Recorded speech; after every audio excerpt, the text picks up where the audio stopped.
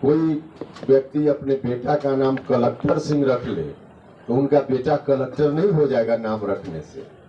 उसी तरह से इन लोगों ने इंडिया नाम रख लिया है, तो नाम रखने से क्या होता है। हालांकि वह भी कितना उचित है अनुचित है विमर्श का विषय है, लेकिन उससे कोई बहुत अंतर नहीं पड़ता है, कुछ भी नाम रख ले। देखिए अगली बार 2024 में तो नरेंद्र मोदी जी ही प्रधानमंत्री बनेंगे कि 2005 के पहले वाली स्थिति बिहार में लौटने लगी। अब 2005 के पहले जो लोग उस स्थिति के जिम्मेवार थे वो ऐसे लोग सत्ता में होंगे तो स्वाभाविक रूप से यही स्थिति आएगी, क्योंकि जो अपराध करने वाले लोग हैं उनको भरोसा है कि चलिए हम कुछ करेंगे गड़बड़ तो ऊपर से कोई देखने वाला है, शासन प्रशासन के लोग कुछ नहीं करेंगे, एक फोन ऊपर से आ जाएगा तो हमारा कोई बाल बांका नहीं करेगा। तो सैया भय कोतवाल तो डर काहे का, इसलिए ऐसी स्थिति राज्य में बन गई। देखिए मणिपुर की घटना तो दुखद घटना है, जिस तरह की घटना वहाँ पिछले कई महीनों से हो रही है बहुत ही दुखद घटना है, दुर्भाग्यपूर्ण है। क्योंकि कोरोना का समय, अब उस समय अपनी जान को जोखिम में डालकर उन लोगों ने काम किया। जब लोग सड़क पर घर से नहीं निकल रहे थे तब उनसे काम लिया गया और उन लोगों ने लोगों की सेवा की, लेकिन उस वक्त भी कोई एक नया पैसा उस वक्त के काम के लिए नहीं भुगतान हुआ। या 1974 भी लोगों ने देखा है, जब जेल जाने से बिहार और देश के लोग नहीं डरते हैं, जहां कहीं भी अन्याय होता है उस अन्याय के खिलाफ लड़ते हुए। तो ये क्या सामने आ रहा है, आपराधिक घटनाएं के बाद हमने बताया कि सीधे भगवान भरोसे छोड़ दिया, जिसकी मर्जी जहां अपराध करे। देखिए अभी हाल के दिनों में छोटी बच्चियों के साथ जितनी घटना बलात्कार की हुई है सुनकर भी अजीब सा लगता है। तो घटना तो हो ही रही है, हत्या, लूट, बलात्कार रोजमर्रे की घटना हुई है और हर जगह घटना हो रही, पूरे बिहार में घटना हो रही।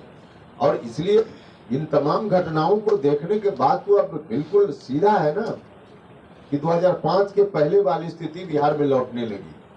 अब 2005 के पहले जो लोग उस स्थिति के जिम्मेवार थे वो ऐसे लोग सत्ता में होंगे तो स्वाभाविक रूप से यही स्थिति आएगी, क्योंकि जो अपराध करने वाले लोग हैं उनको भरोसा है कि चलिए हम कुछ करेंगे गड़बड़ तो ऊपर से कोई देखने वाला है, शासन प्रशासन के लोग कुछ नहीं करेंगे, एक फोन ऊपर से आ जाएगा तो हमारा कोई बाल बांका नहीं करेगा। तो सैया भय कोतवाल तो डर काहे का, इसलिए ऐसी स्थिति राज्य में बन गई। सर लोकसभा चुनाव को देखते हुए आपकी पार्टी कितने सीट का दावा करेगी, क्या इस पर कुछ विचार विमर्श चल रहा है?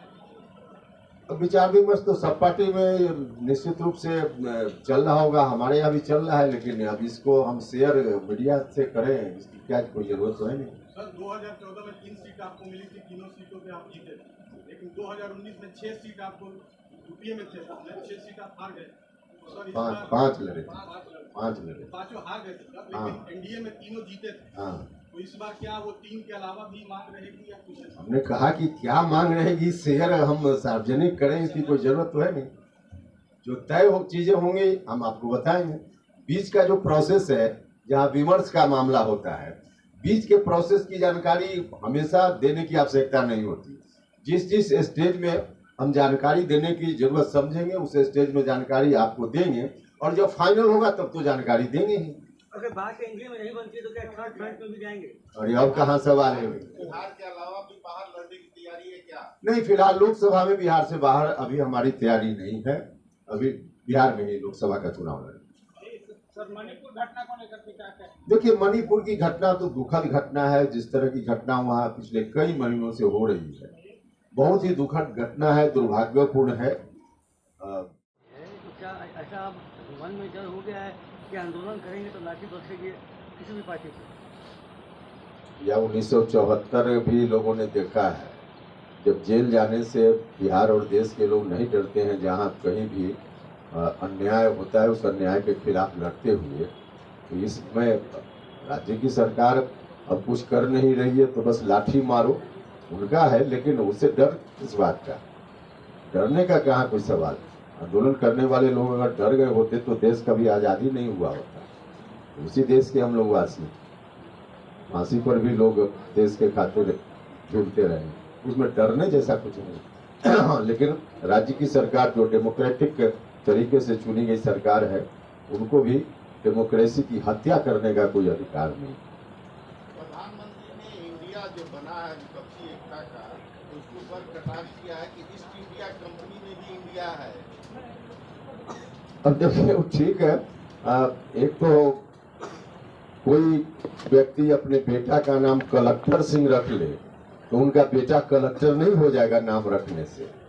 उसी तरह से इन लोगों ने इंडिया नाम रख लिया है, तो नाम रखने से क्या होता है। हालांकि वह भी कितना उचित है अनुचित है विमर्श का विषय है, लेकिन उससे कोई बहुत अंतर नहीं पड़ता है, कुछ भी नाम रख ले।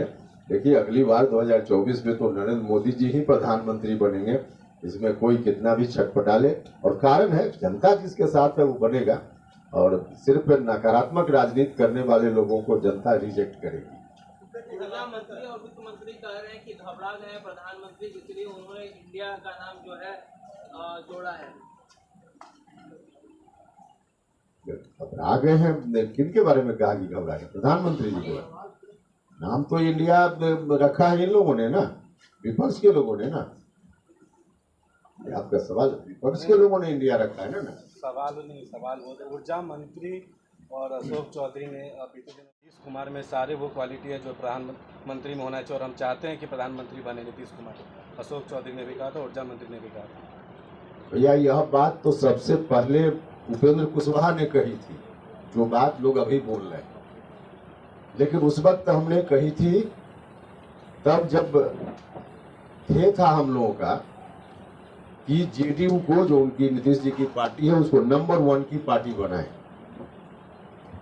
लेकिन उस वक्त हमारी बात पर ध्यान देने के बजाय पार्टी को ही गिरवी रख दी।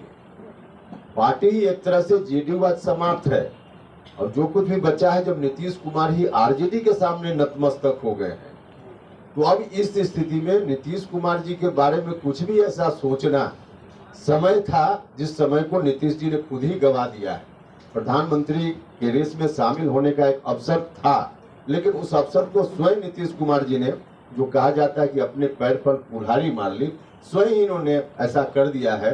अब आज की तारीख में खुद का ही आधार बिल्कुल कुछ नहीं है इनका, तो आधारहीन कोई नेता, आधारहीन से मेरा मतलब है पॉलिटिकली, तो उस आधारहीन स्थिति का कोई नेता उस रेस में पहुंचे, अब कहां संभव है। नीतीश कुमार कहते हैं कि एनडीए में एक व्यक्ति की पार्टी है। अब नीतीश कुमार जी क्या कहते हैं, अब उनके यहाँ तो कभी यही नीतीश कुमार जी थे, जब गरज कर बोलते थे, कोई बात बोलते थे तो लोग सुनता था। और अब आरजेडी के सामने नतमस्तक होने के बाद उनको पहले तो देखना चाहिए ना, जहां नतमस्तक हैं वहां कितना आदमी की पार्टी है, उसको देखना चाहिए। आरजेडी का भी जो चरित्र है, बनावट है, उसको भी देखना चाहिए नीतीश जी को, तब किसी दूसरे के बारे में बोलना चाहिए।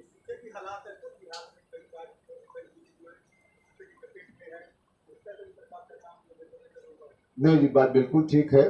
एकदम सुखाड़ की स्थिति पूरे बिहार में लगभग सुखाड़ की स्थिति है, और उसके चलते धान की रोपनी का भी मुख्य समय है। बहुत ही कम धान की रोपनी हुई है, और यही स्थिति कुछ दिन बनी रह गई तो बहुत बड़े अकाल का सामना करना पड़ सकता है बिहार को।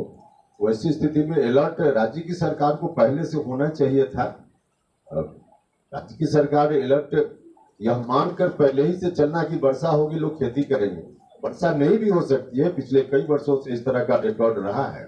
तो यह मानकर अगर सरकार की तैयारी हुई रहती, अभी बिजली भी पहले जितना बिजली मिलती थी अब उसमें भी कटौती हो रही है गांव में। इसकी तैयारी अगर पहले से रहती तो बिजली का सहारा लेके भी कुछ सिंचाई का काम लोग कर सकते थे। तो जितना पहले सुविधा मिलती थी बिजली की गांव में, अब उसमें भी कटौती हो गई। तैयारी नहीं है, इसलिए ऐसा हो रहा है। जो स्टेट ट्यूबवेल वगैरह है उसके रख रखाव का भी काम नहीं हो पाया। पहले से अगर सरकार अलर्ट होती तो होता। तो राज्य की सरकार चाहती तो डैमेज को कंट्रोल बहुत दूर तक किया जा सकता था। प्राकृतिक विषय है, 100% उसको एड्रेस करना शायद संभव नहीं है, लेकिन मैक्सिमम किया जा सकता था अगर राज्य की सरकार रात रात भर उनको किसी पीएचसी में या दूसरे अस्पताल में बिताना पड़ता है। वहाँ उनको साधारण जो सुविधा होती है, कहाँ बैठेंगी, कहाँ शौचालय का इस्तेमाल करेंगी, कुछ भी नहीं उनके लिए है। रात भर किसी तरह से बैठकर गुजारती हैं इधर उधर करके। कम से कम राज्य की सरकार को उनके लिए, एक तो उनकी मांग है और हम उनकी मांगों का समर्थन करते हैं कि हर जगह स्वास्थ्य केंद्र पर जहां आशा कार्यकर्ता जाती हैं, वहां एक अलग से उनके लिए कमरा राज्य की सरकार बनवाए, जिसमें सुविधा, शौचालय इत्यादि की सुविधा, बैठने की सुविधा उनको मिल पाए। यह तो बिल्कुल मानवीय चीज है जिस पर सरकार को ध्यान देना चाहिए। और उल्टे एक तो कुछ कोई सुविधा नहीं और वहां के कर्मचारी या दूसरे लोग जिस रूप में प्रताड़ित करते हैं, अपमानित करते हैं, तो एक सुविधा उनके लिए वहां होनी चाहिए। कोरोना के समय जो उन लोगों ने सेवा की, उसके बदले में उनको राशि मिलनी चाहिए। कोरोना के समय जिनका डेथ हुआ उनको मुआवजा मिलना चाहिए और उनकी जो राशि ऐसे बाकी दिनों मिलती है उसमें बढ़ोतरी होनी चाहिए। इन तमाम मांगों का हमारी पार्टी पुरजोर समर्थन करती है और आवश्यकता अनुसार उनकी मांगों को पूरा करने की दिशा में अगर सरकार ने ध्यान नहीं दिया तो हमारी पार्टी आशा कार्यकर्ताओं के लिए भी खुद आंदोलन करेगी। आवश्यकता अनुसार सड़क पर पार्टी उतरेगी, क्योंकि समाज में जो हम कहते हैं कि अंतिम पंक्ति में खड़ा व्यक्ति, उस वहाँ से आती है आशा कार्यकर्ता और उनको देखने वाला, देखने की सूझ आज राज्य की सरकार ने भी लेना छोड़ दिया है। कुल मिला जुला कर बिल्कुल अमानवीय व्यवहार उनके साथ हो रहा है। तो हमारी पार्टी आंदोलन भी करेगी उनके लिए आवश्यकता अनुसार और उनकी मांगों का हम पुरजोर समर्थन करते हैं। जो आंदोलन उनका चल रहा है उसका समर्थन करते हैं और राज्य की सरकार से हम आग्रह करते हैं कि अविलंब उनकी मांगों पर सकारात्मक रुख राज्य की सरकार अपनाए। समस्याएं उनकी है जो बिल्कुल जेन्युइन है, मानवीय समस्या है। लगातार आंदोलन के बाद भी सरकार का कोई ध्यान उस पर नहीं। अभी पूरे बिहार में उनका आंदोलन चल रहा है। हाँ, जो उनकी मांगे हैं उसमें से कुछ मांग भारत सरकार से संबंधित है, लेकिन अधिकांश मांग राज्य की सरकार से संबंधित है। आशा कार्यकर्ता सबसे ज्यादा सरकारी या सरकार के नजदीक जो कर्मचारी लोग काम करते हैं उसमें सबसे ज्यादा काम आशा कार्यकर्ता करती, लेकिन इस काम के बदले न तो उनको उचित पैसा मिलता है और न इज्जत सम्मान भी नहीं मिलता है। एक तो पैसा इतना कम मिलता है कि जिसके बारे में सोचकर जो दैनिक मजदूरी करने वाले लोग हैं, महीना भर में कुल जोड़कर उतना पैसा भी उनको नहीं मिलता है। तो जो राशि है उनकी, उसमें बढ़ोतरी की मांग है उनकी। कोरोना का समय, अब उस समय अपनी जान को जोखिम में डालकर उन लोगों ने काम किया। जब लोग सड़क पर घर से नहीं निकल रहे थे तब उनसे काम लिया गया और उन लोगों ने लोगों की सेवा की, लेकिन उस वक्त भी कोई एक नया पैसा उस वक्त के काम के लिए नहीं भुगतान हुआ। और यहाँ तक कि कई आशा कार्यकर्ता उस वक्त उनका डेथ भी हो गया, लेकिन सरकार मुआवजा की बात दूसरे लोगों के लिए तो करती रही, लेकिन आशा कार्यकर्ताओं का जिनका डेथ हुआ उस दौरान काम करते हुए, लोगों की सेवा करते हुए, उसके एवज में उनको कोई मुआवजा नहीं मिला। न तो काम का कोई पैसा मिला और न डेथ हो गया, उनके परिवार को जो मुआवजा मिलना चाहिए था कुछ भी नहीं मिला। एक तरह से पूरे तौर पे अमानवीय व्यवहार उनके साथ हो रहा है। और दूसरी ओर 24 घंटा उनकी ड्यूटी होती है। किसी भी समय रात के 2 बजे भी कोई डिलीवरी का पेशेंट हो तो उनको जाना है।